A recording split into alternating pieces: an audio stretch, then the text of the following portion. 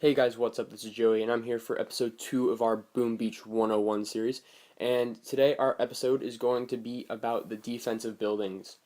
Now, first off, we're going to be looking at the sniper tower. The sniper tower has a pretty long range, and it's great against the Zookas and riflemen because it can usually take them out in about one shot.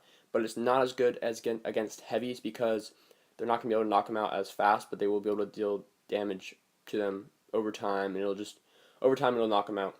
When attacking these, just try to knock them out quickly because they'll be able to take out your rifle and Zuka pretty quickly. So try to use a heavy to take some damage for them while your riflemen and Zukas take them out. Next we have our mortar. Now the mortar is about medium to long range. It's great against riflemen and Zukas because of the splash damage, because it'll give damage to a group of them. And usually it can take out Zukas in about one shot, so you want to definitely try to get Zukas out of the way of mortars because mortars will just take them out real quick. It does minimal damage to heavies, doesn't do too much damage, but over time it will start to deal a little bit of damage, but nothing too crazy. You just want to try to, when you're attacking, you see this little area, this little inner circle right here.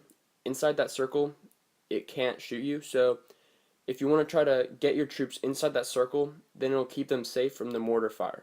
So that's just one little tidbit right there. Next, we have the machine gun.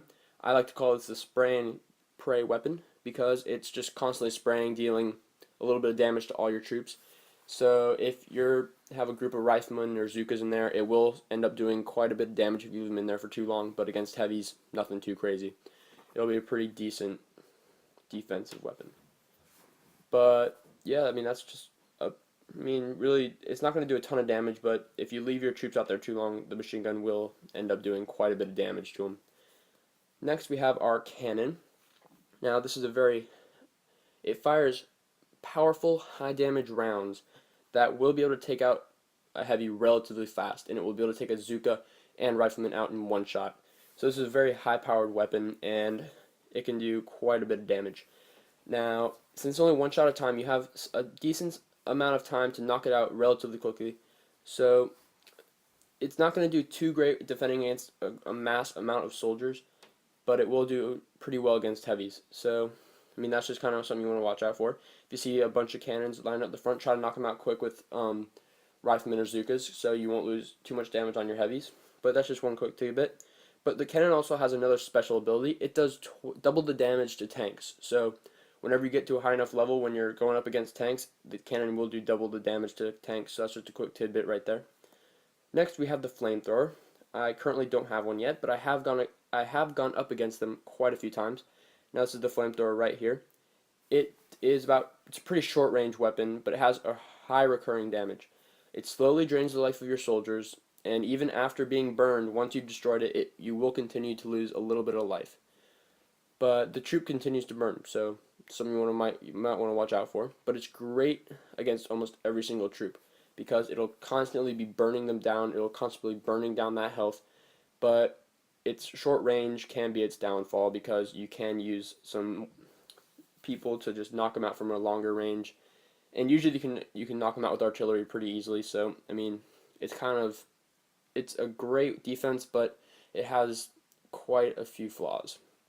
Just one of the few problems.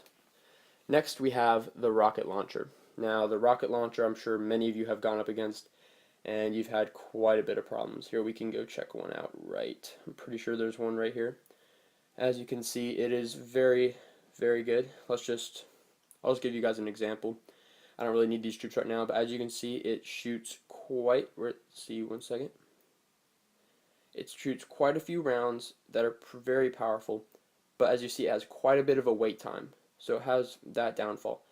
But if I can get into this, it has a small area around it where it can't fire at you, and it's a lot larger than the mortar, so there's a perk right there. But as you can see, it can't fire at any of these right here because it's inside the circle where it can't fire. So that's kind of one of the perks to having that because it has a pretty big no fire zone.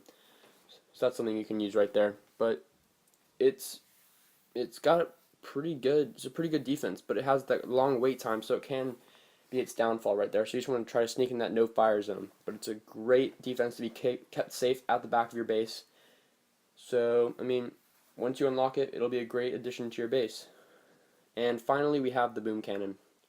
Now, I'm sure some of you have seen the boom cannon at Hammerman's. No, not Hammerman's, Dr. Terror. I'm sure you've run into that a few times. Let's take a look and see what that looks like. There's the boom cannon right there.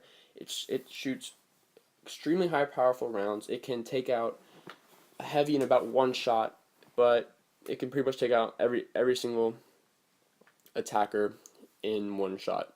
So that's one of the pretty great perks about it. But if you have a massive amount of riflemen, you can easily take it out because it can only take out one of those riflemen at a time. So that's really one of your attack strategies when going up against a boom cannon.